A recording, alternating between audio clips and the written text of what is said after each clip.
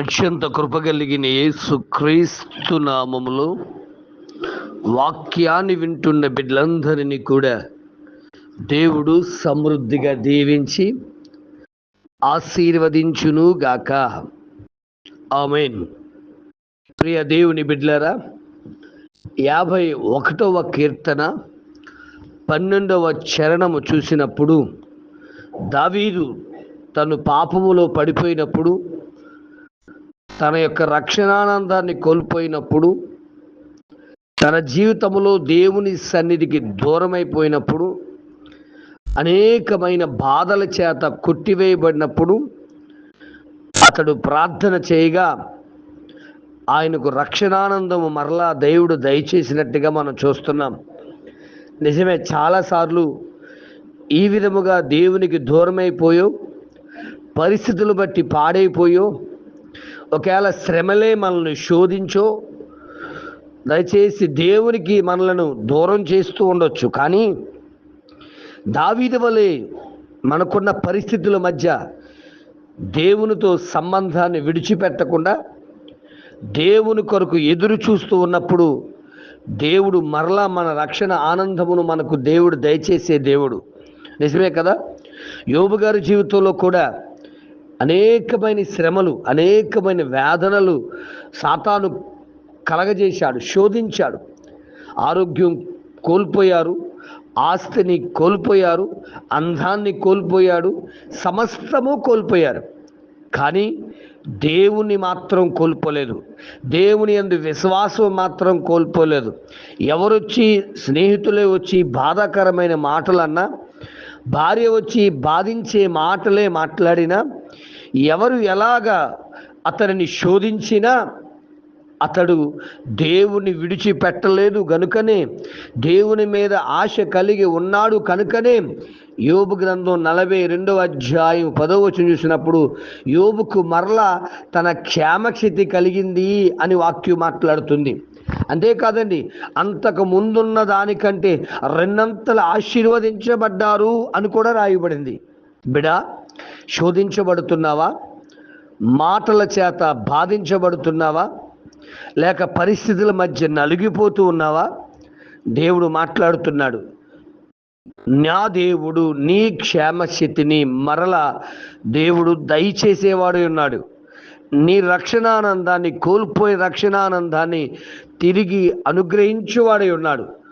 ఇర్మియా గ్రంథం 18వ అధ్యాయం 10వ వచనంలో పగిలిపోయిన కొండను తిరిగి ఎలా బాగు చేయగల దేవుడై ఉన్నాడో, అలాగ నిన్ను తన హస్తాల్లో పెట్టుకుని నీ జీవితాన్ని బాగు చేసేవాడై ఉన్నాడు. ఉదాహరణ మీకు మరొక ఉదాహరణ చెప్తున్నాను. నెబుకద్నెజరు బబులోను దేశానికి రాజు అయినా కానీ దానియేలు ద్వారా దర్శన భావం అర్థం తెలుసుకున్న తర్వాత అతడు గర్వించి తిరిగి మళ్ళీ దేవుని వైపు తిరిగినప్పుడు దానియేలు గ్రంథం 4వ అధ్యాయము 36వ వచనంలో నెబుకద్నెజరు గారికి మరలా తన ఘనతను అనుగ్రహించినట్టుగా మనం చూస్తున్నాం. నిజమే, ఘనతను కోల్పోయో, ఇరుకు ఇబ్బందుల మధ్య నలిగిపోతే దానియేలు దగ్గర ఉన్నటువంటి నెబుకద్నెజరు మహారాజు వలె తగ్గించుకునే స్వభావం కలిగుంటే నువ్వు కోల్పోయిన ఘనతను తిరిగి ఇవ్వగలిగిన వాడై ఉన్నాడు. ఇదే మాట చూస్తే యోవేలు గ్రంథం 2వ అధ్యాయం 25వ చూస్తే కనుక, గత సంవత్సరములలో కోల్పోయిన పంటను మీకు మరలా ఇస్తానంటాడు. ఇదిగో నా యొక్క సైన్యం, పసర పురుగులు, చీడ పురుగులు, ఇవన్నీ నా సైన్యం, వాటికి ఆజ్ఞాపిస్తాను, వెనక్కి వచ్చేయమంటాను, అవి వచ్చేస్తాయి. నీ పంట నీకు సమృద్ధిగా ఉంటుంది.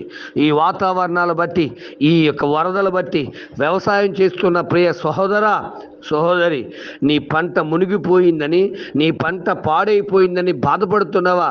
భయపడకు.